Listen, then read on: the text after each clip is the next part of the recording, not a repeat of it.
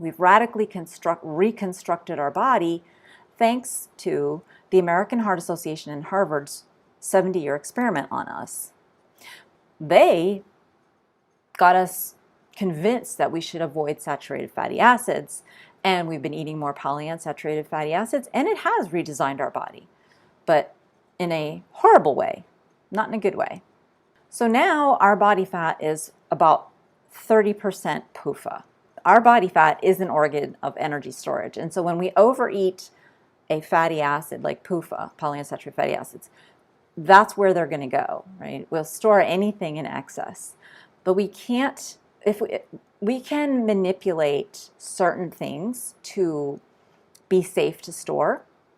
For example, sugar. Like, we don't store sugar in little crystals in our body fat. We actually convert chemically sugar molecules into fatty acid molecules, but we can't change the PUFA. But polyunsaturated fatty acids are a part of a healthy diet. We do need some.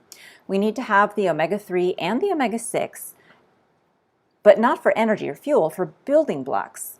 We especially need both omega-3 and omega-6 for our nervous system. Of those two types of PUFAs, the vast majority of fats in our brain are those two types of PUFAs, 50%. Half, not the majority. So back in the day, though, we used to get enough from our foods, from natural foods, to get all the building blocks. And how much do we get? Well, 5% was probably enough. What I've done is I've looked at like the historical record and of adipose biopsies and how much, what kind of foods people used to eat. And that's where I came up with these numbers. And if you want a reference for this, it's on my website. It's a PUFA project. We do have a way of protecting polyunsaturated fatty acids from being attacked by oxygen. We actually have antioxidant enzyme systems. It's not like the kind of antioxidants that you buy, like when you hear about blueberries are high in antioxidants. That really has nothing to do with how we protect the PUFA in our bodies once it gets in our bodies. It has a lot to do with when we cook with it and in our digestive systems. They don't function once they get in our body because we have enzymes for that. And the enzymes are super powerful. Once oxygen has activated a PUFA and turned it into a free radical and a cascade is happening, our antioxidants have a way of slipping in there, our systems have a way of slipping in there and protecting the PUFA so that it can actually bring an end to those damaging cascades before they do very much damage. But we have to have because it's so quick, the PUFA cascades are so fast, we have to have a massive amount of these things.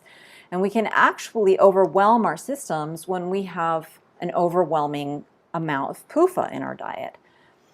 And in fact, if we're constantly asking our bodies, our antioxidant enzyme systems, to basically sacrifice themselves to protect the PUFA, we can run out of antioxidants.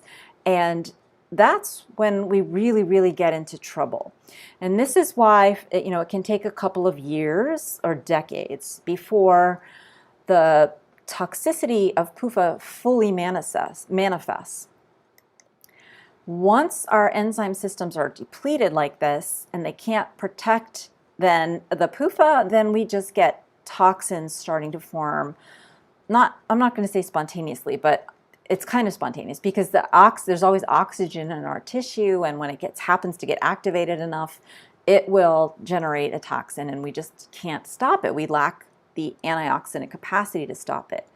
And this is really bad. Once you get here, you are prone for you're just a setup for all kinds of inflammatory problems.